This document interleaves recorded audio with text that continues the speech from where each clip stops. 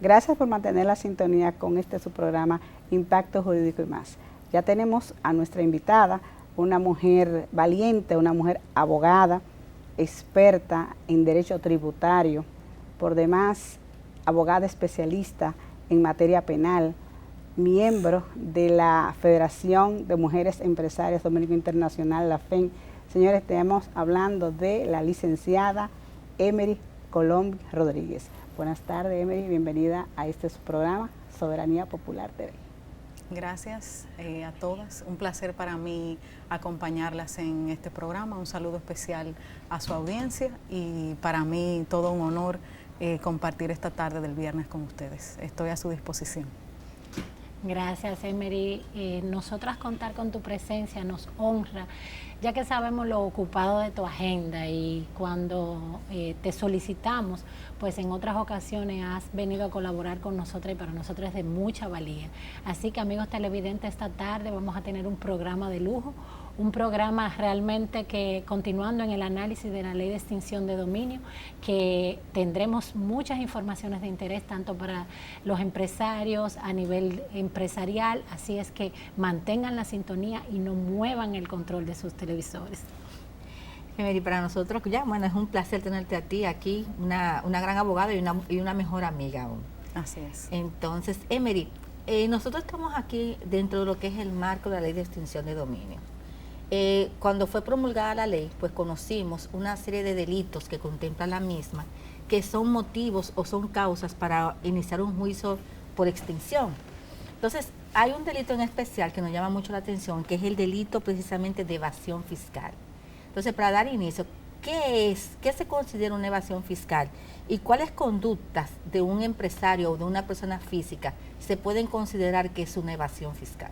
Sí, bueno, gracias nuevamente por la invitación. Quiero decirles que este programa es un gran ejercicio para lo que debemos hacer todos los dominicanos y dominicanas a partir de esta ley, que se encuentra en la vacación, ¿verdad?, de 12 meses que el legislador ha establecido. Y esto que ustedes están haciendo es súper importante porque va a orientar a todos los empresarios, y en este caso no solo empresarios, sino también a los dominicanos y dominicanas, para que puedan entender el espíritu del legislador de cara a esta ley tan importante. Por lo tanto, saludo este programa y que sean múltiples en cada arista. En este caso, ustedes me están preguntando respecto de la evasión fiscal. Bien. Dentro de la ley, dentro de los hechos ilícitos considerados por ella, el término evasión fiscal como tal no está. Lo que tendríamos en el numeral 13 de ese articulado número 6 es delito tributario. ¿Qué pasa? En derecho general tributario podríamos considerar la evasión fiscal o la evasión tributaria como esos hechos ilícitos en contra de la administración pública, cuando el contribuyente deja de ingresar al fisco lo que corresponde. Y eso en sentido general podríamos considerarlo como evasión fiscal o evasión tributaria. En nuestro código tributario, las infracciones tributarias están divididas en dos. En este caso están las faltas tributarias y los delitos tributarios. ¿Qué pasa? Que nuestro código establece que hay unas faltas que son evasión que no sean consideradas defraudación tributaria. Por lo tanto, la ley de extinción de dominio de la República Dominicana, la que ha sido aprobada, nos lleva directamente, simplemente dentro de la infracción, a los delitos tributarios. Y los delitos tributarios, conforme el Código Tributario de la República Dominicana, valga la redundancia, inician a partir del artículo 237. ¿Cuáles son? Muy conocidos.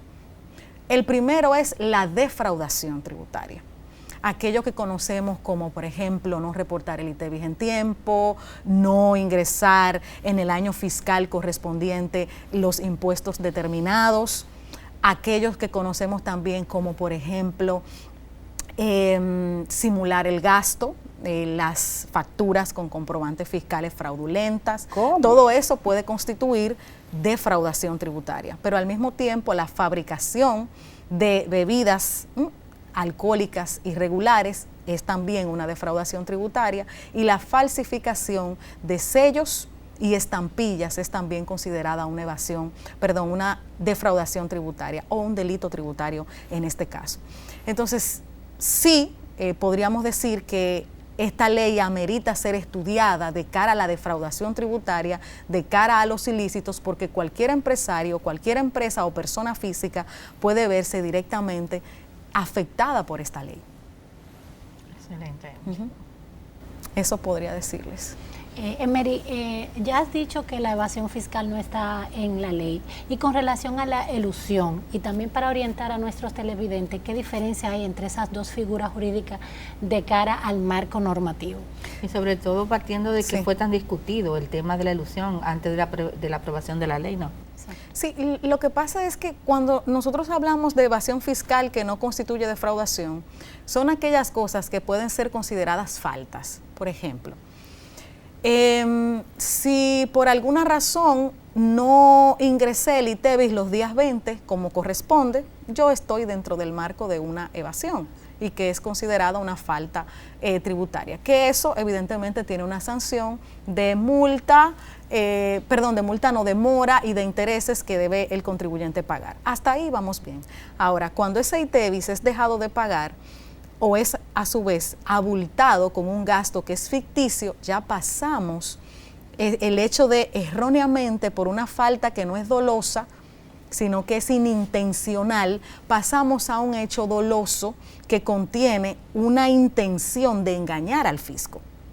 Cuando hablamos entonces de elusión, no estamos en el campo ni de los delitos ni de las faltas. Estamos en el campo en donde los expertos y los asesores de los empresarios y de las personas físicas ayudan a que de una u otra manera las cuestiones que no están prohibidas por la ley puedan ser beneficiosas para el contribuyente para ayudarse en alguna transacción específica. Por ejemplo, si el impuesto de donación es mayor al impuesto con relación a la venta, pues yo elijo cuál de las dos cosas quiero hacer, si quiero donar o si quiero vender. Entonces ahí estaríamos hablando de que quizás es elusión porque la intención mía es donar, aunque puedo hacer un documento que intente, o no que simule, sino que en definitiva venda, porque aprovecho, si con una donación voy a pagar un 28 o un 27, pues de cara a la ley frente a una venta, pues entonces solamente pagaría un 3%. Entonces, elusión es un mecanismo para hacer más amigable la ley, porque al final de cuentas estamos hablando de impuestos. Y para eso están los asesores que buscan todos esos mecanismos que nos puedan ayudar a poder aprovechar muchísimo mejor todos los gastos. Esa es un poco la diferencia. Interesante. A propósito también que tiene que ver con lo que son los plazos para la persecución de estos delitos y sobre todo para los cobros, ya situándonos en DGI, que tiene plazos entre 3 a 5 años. Pero por otro lado, vemos que la ley de extinción nos habla de 20 años. ¿Cómo operaría la aplicación en materia de prescripción, básicamente, cuando estamos hablando que la DGI, por un lado, tiene de 3 a 5, pero esta ley da un alcance de 20? Como experta en la materia, ¿qué consideración tú tienes al respecto? Yo debo, como fui detrás de cámara con ustedes, muy honesta cuando estábamos debatiendo este tema. Para eso todavía yo no tengo una respuesta. Estamos estudiando la ley, estamos viendo el espíritu del legislador de cara a esta ley, y lo cierto es que la ley de extinción de dominio dice que esos hechos que pueden ser perseguidos a partir de la ley prescriben a los 20 años. Y yo tengo un código tributario que me dice que una defraudación, su etapa de prescripción son 5 años. La pregunta sería, ¿a partir de cuándo vamos a determinar el hecho generador para volver a esos años y que puedan ser objeto de extinción de dominio? Me explico mejor.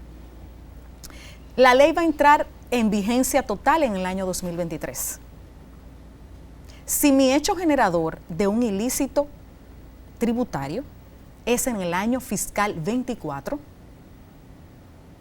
se supone que 24, 25, 26, 27, 28 y 29, si en el 29 la administración tributaria no lo ha determinado, conforme al Código Tributario, ha prescrito. Así es. Y si está prescrito, el contribuyente evidentemente siente que ya esa acción no puede ser perseguida con relación a las garantías constitucionales que tiene. Venció. Pero ¿qué pasa? Que al tener 20 años la ley para prescribir, podríamos decir que en el año 2032 el fiscal, apoderado de oficio y por un escucha o por un informante, vamos a suponer un mensajero de la empresa, una encargada de finanzas que se haya ido de la empresa, le dice al Ministerio Público, fíjese que el año fiscal del 2024, la empresa X lo cerró, pero tenía comprobantes fiscales fraudulentos. O lo hizo con irregularidades, porque dice la ley que con un informante basta. Y entonces podrá la administración tributaria, a raíz de esa denuncia, a raíz de ese requerimiento, de esa experticia o de ese anuncio, iniciar un proceso de un hecho generador que ya a los fines tributarios ha vencido. Ese es el ejercicio que tenemos que hacer ahora. Yo les decía también que es una buenísima oportunidad para que ese código, ese título 1 del Código Tributario que está siendo discutido en nuestra Cámara Legislativa, en el Congreso, pues pueda ser armonizado con la Ley de Extinción de Dominio y que esos plazos de prescripción, si es la voluntad del legislador, porque hay algo muy claro, el legislador quiere que esta ley esté. El legislador tiene un interés en recuperar lo robado. Eso es lo que se nos ha establecido. Un interés en que la propiedad que haya sido adquirida con fines ilícitos vuelva al Estado. Ese es su interés. Y es loable y no es un mal interés. Ahora, el interés político debe estar armonizado con los intereses jurídicos, que en este caso es el respeto de la Constitución, el respeto del debido proceso, porque estamos hablando de un derecho fundamental, que en este caso es la propiedad. Y cuando estamos hablando de empresas, estamos hablando de todo un patrimonio que puede ser en impacto con las personas que damos trabajo y que brindamos trabajo, con nuestras propias ganancias como dueño de empresa y con todos los activos que pueda tener las empresas. Entonces, ¿cuándo prescriben los delitos tributarios? En este momento, tal y como la ley lo tiene, ya no serían 5 años. Estaríamos hablando de un escenario hipotético de 20 años. Emery, y en este mismo orden que tú has hablado de tanto de armonizar lo jurídico con los hechos. Sí.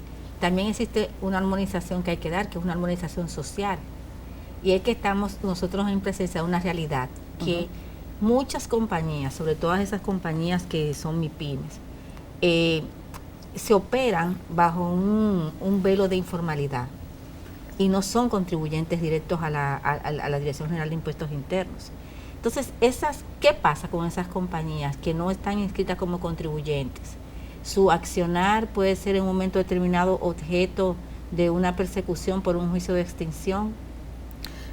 Si son empresas formalizadas y no se han registrado en la administración tributaria, pues evidentemente que están en una falta. Pero en caso de que no estén formalizadas. Si no están formalizadas, pienso que el espíritu de la ley no sería a través del delito tributario como tal, porque no son contribuyentes. Y asumo que para que el delito tributario, digamos, se tipifique, hay una condición de ser contribuyente formal. Entonces se tipificarían otros hechos ilícitos que están vinculados en la ley. Por ejemplo, el enriquecimiento injustificado, que podría aplicar, porque hay muchos otros. Hay hechos ilícitos, son 28. Entonces, si al final el hecho ilícito de delito tributario no te encaja porque no tienes la calidad para ser contribuyente, que eso podría ser discutible, entonces ese fiscal, ese Ministerio Público podía accionar en un juicio de extinción de dominio o una acción de extinción de dominio por entender que esa persona o esa empresa tiene un enriquecimiento injustificado para que lo pruebe en dados casos. Vamos a dejar una pregunta antes de irnos a la pausa a nuestra distinguida invitada, y es respecto al proceso penal y el proceso de pérdida de dominio, que sí es correcto señalar que ambos recaen sobre personas y bienes. Esa respuesta nos la va a dar luego de la pausa. Estimados televidentes, mantengan la sintonía.